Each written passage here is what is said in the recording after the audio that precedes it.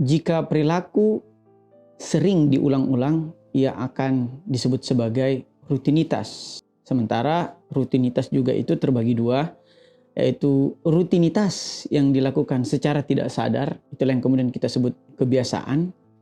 Dan yang kedua adalah rutinitas yang dilakukan secara sadar, itulah yang kemudian disebut adab. Nah, untuk rutinitas yang dilakukan secara sadar atau adab inilah Islam kemudian mengajarkan penganutnya untuk mempelajari adab-adab yang baik. Karena adab yang buruk itu akan menciptakan akhlak yang buruk, suatu karakter yang buruk, dan adab yang baik itu akan menciptakan akhlak yang baik atau suatu karakter yang baik. Di dalam Islam terdapat banyak norma-norma untuk kemudian kita mempelajari tentang adab-adab yang baik. Mulai dari adab memberi salam sampai kepada adab bepergian. Nah, kita akan mengelaborasi satu persatu adab tersebut dan kita akan memulainya dengan adab memberi salam. Pemberian salam adalah merupakan akhlak atau adab yang baik dalam Islam. Dan adab dalam memberikan salam itu sunnah. Sementara adab dalam menjawab salam itu wajib.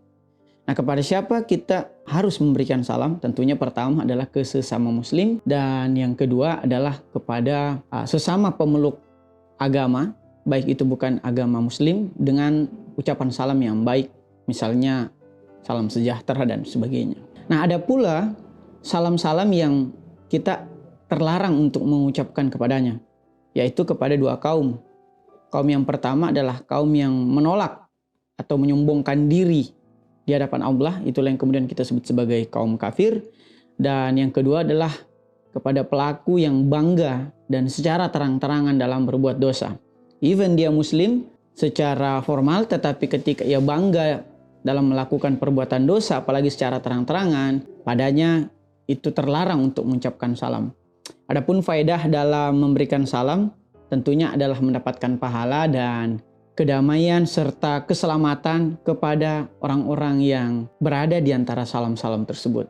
Nah, selain adab mengucapkan salam, ada pula adab dalam menyampaikan shalawat. Shalawat itu adalah simpati atau pemberian kasih sayang, sebagaimana dalam buku Salawat yang Terpenggal. Nah, salawat ini merupakan adab kita kepada Rasulullah SAW.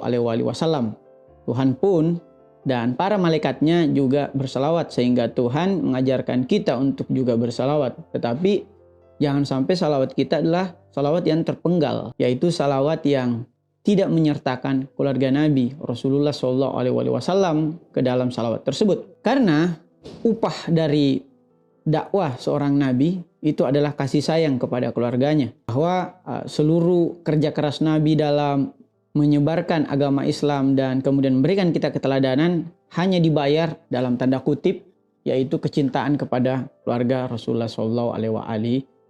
Nah, Quraisyab menjelaskan tentang salawat itu sebenarnya bukan hanya kepada yang diberikan salawat, tetapi juga yang memberikan salawat atau subjek yang bersalawat itu mendapatkan keberkahan. Contohnya ketika kita mengucapkan selamat atau simpati kepada orang yang baru menikah atau baru lulus, selamat atas kelulusannya. Sebenarnya ucapan selamat kita itu tidak menggugurkan kesarjanaan atau pernikahan orang yang padanya kita ucapkan selamat.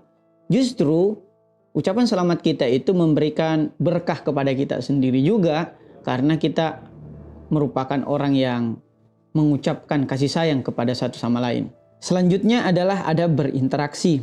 Nah, disunahkan untuk bersalaman kepada sesama tentunya kecuali pada non-muhrim ya, agar tercipta rasa persaudaraan dan gugur segala dosa sebagaimana gugurnya dedaunan pada musim dingin. Khusus bagi sesama lelaki dan tentunya juga bagi sesama perempuan disunahkan pula untuk berpelukan saat lama tidak bertemu atau sepulangnya dalam perjalanan jauh demi memberikan kehangatan akan persahabatan satu sama lain. Nah, bagi suami istri, pelukan justru menambah ikatan kasih sayang dan keharmonisan dalam rumah tangga tersebut. Mencium juga bagian dari adab Islam, namun ciuman yang disunahkan adalah mencium seseorang di keningnya. Adapun kepada orang tua, para guru-guru dan manusia-manusia yang senantiasa mensucikan diri atau para wali, kita disunnahkan untuk mencium tangan beliau. Dan salah satu adab dalam berinteraksi juga adalah sebelum kita berpisah satu sama lain, atau bahkan sebelum kita berpisah saat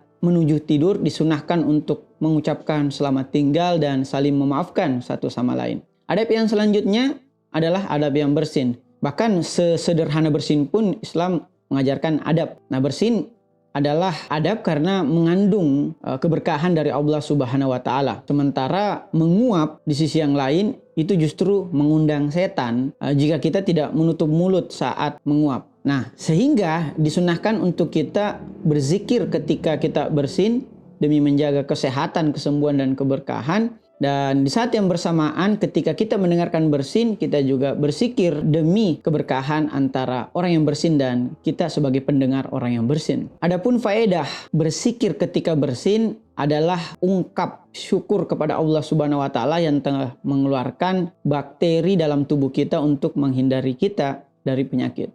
Nah, adab yang selanjutnya adalah adab berhias, kebersihan dan kesehatan. Berhias baik itu pada kulit maupun rambut adalah sebuah adab. Bahkan Rasulullah SAW menyunahkan untuk berkeramas dengan perasan bunga mawar, ya. Kalau dalam konteks modern mungkin sampo yang berbahan dari mawar. Begitupun juga dengan berparfum atau wewangian, disarankan yang wewangian beraroma mawar. Termasuk pula dalam memotong kuku itu dimulai dari kiri kemudian ke kanan. Kenapa disunahkan dalam memotong kuku? Karena dalam kuku banyak kuman mengandung penyakit. Termasuk pula menjaga kebersihan gigi dengan bersikat gigi atau bersiwak di zaman dahulu. Termasuk pula juga mengontrolnya ke dokter gigi. Nah, jika kebersihan badan itu penting, sama halnya dengan kebersihan tempat-tempat kita membersihkan diri, misalnya kamar mandi, maka selain membersihkan diri, kita juga harus membersihkan kamar mandi kita. Nah, termasuk pula pada kebersihan fasilitas umum, seperti sekolah, tempat kita belajar, dan masjid, tempat kita beribadah juga harus dijaga kebersihannya. Adab selanjutnya adalah adab tidur dan bangun tidur. Sebelum tidur kita disunahkan untuk berwudu, membersihkan kamar tidur, menghadap ke kiblat, tidur menyamping ke kanan atau ke sebelah kanan,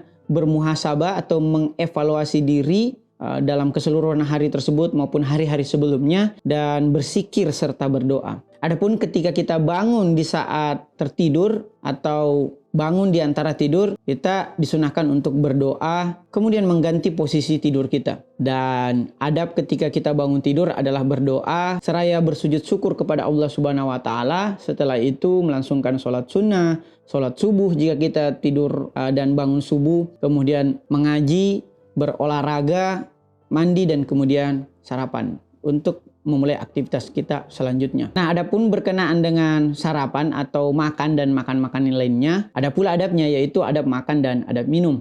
Rasulullah SAW bersabda, jangan jadikan perutmu sebagai kuburan para ternak, sehingga apa yang masuk ke dalam perut, baik itu makanan maupun minuman, itu harus kita perhatikan adab-adabnya. Di antaranya adalah menjaga perut kita dari makanan dan minuman yang haram. Haram sendiri itu terbagi dua, ada haram secara zat, misalnya kayak babi, darah, atau bangkai, dan ada pula haram secara proses. Nah, haram secara proses itu misalnya ketika makanan tersebut disembelih tidak dengan menyucikan hewan tersebut atau tidak mengucapkan bismillah. Dan dianjurkan pula untuk berhenti sebelum kenyang, dan yang terakhir adalah perhatikan pula sebelum dan sesudah makan untuk berdoa. Karena jika kita makan tanpa berdoa, berarti kita makan bersama setan. Adapun adab bagi pembelajar ketika ia belajar adalah berdoa dan berkhidmat kepada guru, baik itu guru tekstual, dalam hal ini penulis, maupun guru kontekstual, yaitu pemateri atau penceramah atau dosen kita.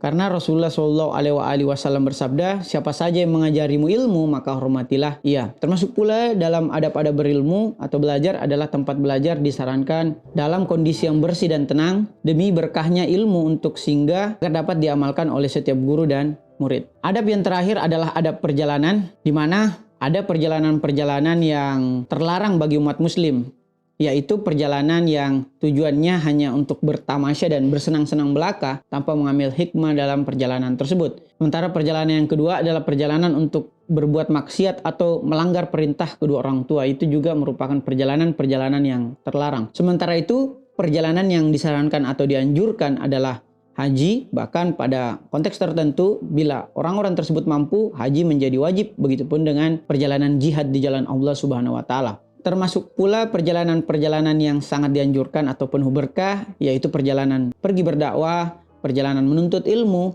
perjalanan menziarahi makam para imam dan wali, dan perjalanan untuk merenungi tanda-tanda Allah Subhanahu wa taala di muka bumi. Sehingga kita harus meluruskan niat dalam perjalanan, termasuk pula mendoakan saudara-saudara kita yang bepergian, dan terakhir adalah memberikan buah tangan atau oleh-oleh bagi keluarga atau sahabat yang ditinggalkan selama perjalanan. Itulah adab-adab dalam Islam.